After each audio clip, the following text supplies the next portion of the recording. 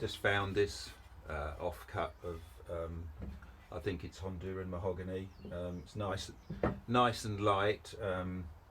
Obviously the remnants of what I've been making a solid body guitar from. But yeah, I keep all my little chunks of wood. It's so expensive these days that it's well worth it. So the original, from what I've read of this Lyre Mandolin, basically the sides and back were built from mahogany, so I'd like to stick to that. So let's get planning out some swan necks. I want the grain to basically run in this direction, so I'm not going to get, if it ran in that direction, that wouldn't snap off easily, sort of thing. So let's. Oh, I think we're going to go with plan B with cutting out these shaped swan neck blocks. I'm going to cut the wood down to a rough thickness. I've changed the blade on the bandsaw for a nice wide one. You can use a fence to do this, to guide it, but this blade is not its newest kind of thing and can wander, so I prefer to do it by hand. So I'm just going to roughly cut this down to just over 35mm, and then we'll be ready to do a bit more planning.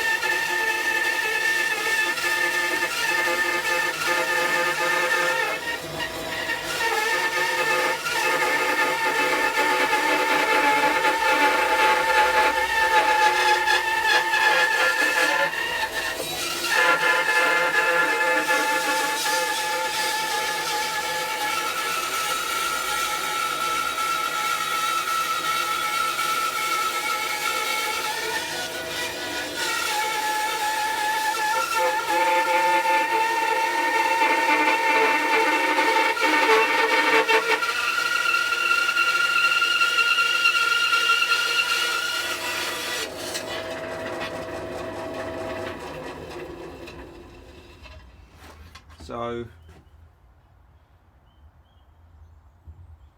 yeah, we're about 36 millimeters on that, so I've got a millimeter to plane off it. Right, that's good. I always find it best to use the quickest tools to kind of get roughly where you want. If you wanted to take that much off on your planer, you'd be there for quite a while, make a hell of a mess in shavings and blunt your planer blades. So do it quickly with the bandsaw, get it ripped down to size, and now I'll come back to you when the planer's all set up and you can see it being knocked down to the correct thickness. Here's my thickness planer. Basically it's a dual purpose tool. You can plane things on the top surface here, which is great. It takes all the hard work out of planing things by hand, but you've also got under here, you can shove wood through this gap here, which planes wood to an accurate thickness. The nice thing about it is if you plane both sides of the wood, you can guarantee it's square. So let's get going and plane this down to 35mm.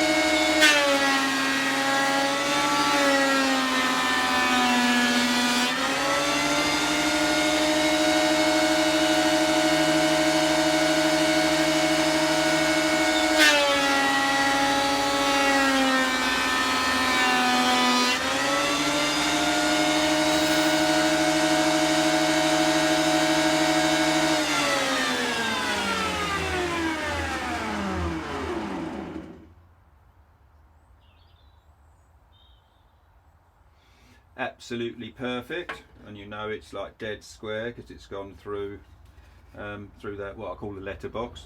So it's really handy tool. Not that expensive. I do wish I'd bought one that was wide enough to do a complete solid body guitar, which would be about 330mm wide. This one will only do half a body, so when this one wears out I'll probably get a bigger one. So let's get back to planning again, because rather cleverly I've sawn off the bits I've drawn on there anyway. So we'll start again. Like I say, there's always plan B.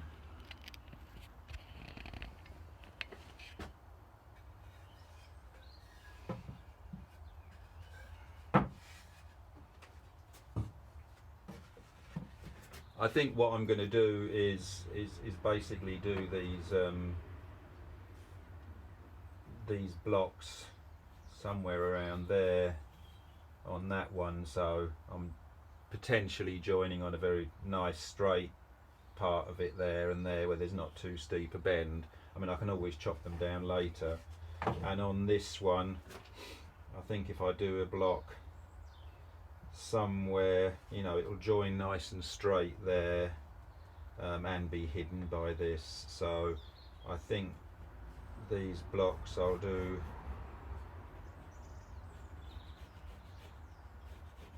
something like that, which gives me plenty of wood to shave off if I do find, you know, I want to really potentially make them as small as possible, so there's a bigger volume inside, free volume.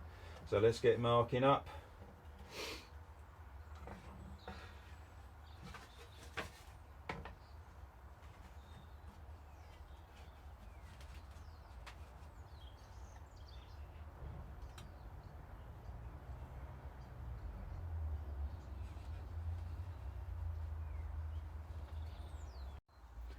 So got things marked out on here, bit of a tight fit, but I think it'll all come out of there. Waste not, want not.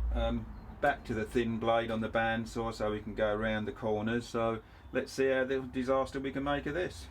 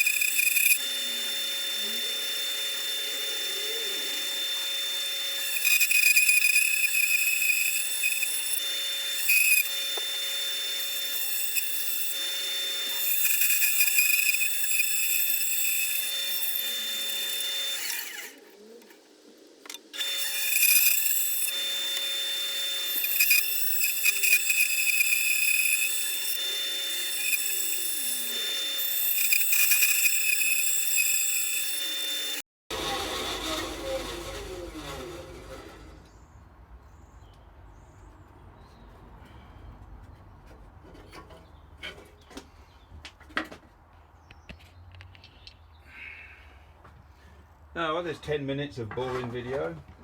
So we've got the basic things cut out now. I'm going to get on and the centre of the scroll. I'll get back to you and we'll get that sorted out and show how we do that. Okay, here we are. My trusty pillar drill. another must tool, I think. It's a great asset to any workshop. I'm using what's known as a Frosner bit, just to drill the centre of these scrolls out, and then we can go back to the saw and cut round. I must say, if you ask me what my favourite wood to build musical instruments out of, it's definitely a good quality mahogany. This is Honduran mahogany, and offcuts I've had around for years, but it's lovely and soft, it works great, sands well, and it's absolutely feather light, so I'd thoroughly recommend it.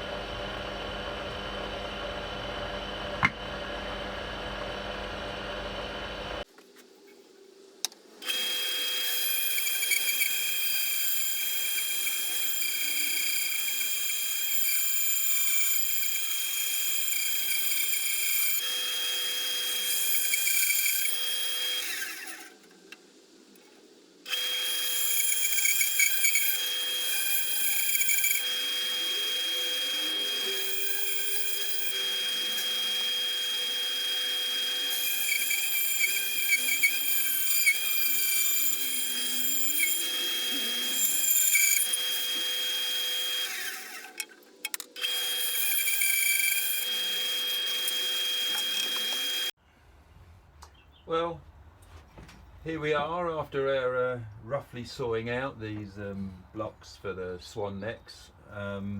So basically we can put them in the mould now. Well, they'll obviously need cleaning up, which is the next job, a lot of cleaning up. But so we've got the sections here. They don't quite fit in here, like I say, they need sanding to size, but roughly there, and roughly once they're sanded they'll fit in. And yep, so now we've basically got the corners done, and I'll be back after a cup of coffee and we'll get sanding these so they're a nice fit, and then get on to the next part of the job. Okay, let's start getting these cleaned up with the bobbin sander. Nothing too technical here.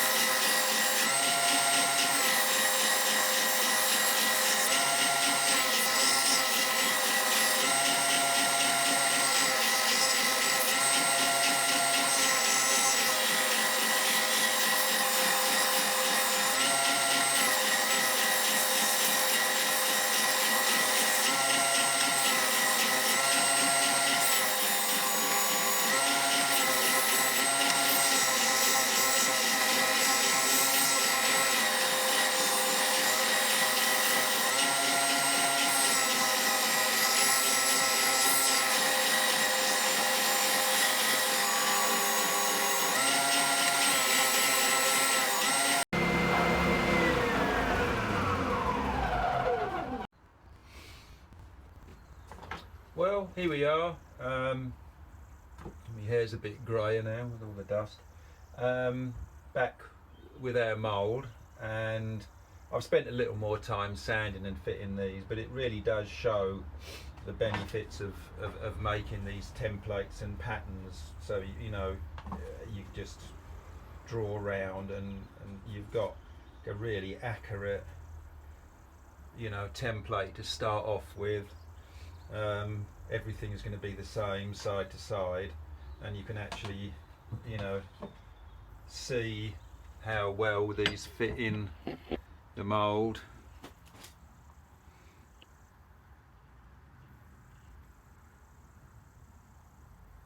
So everything fits really nicely.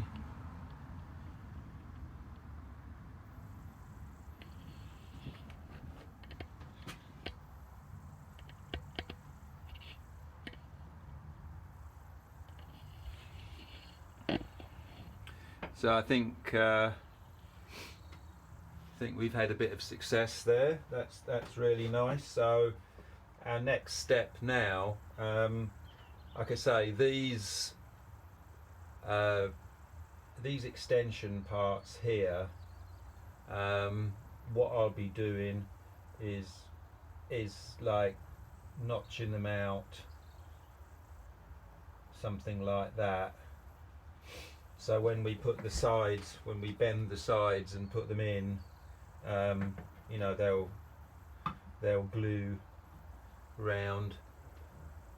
on there, around the edge on there. But I'm not sure.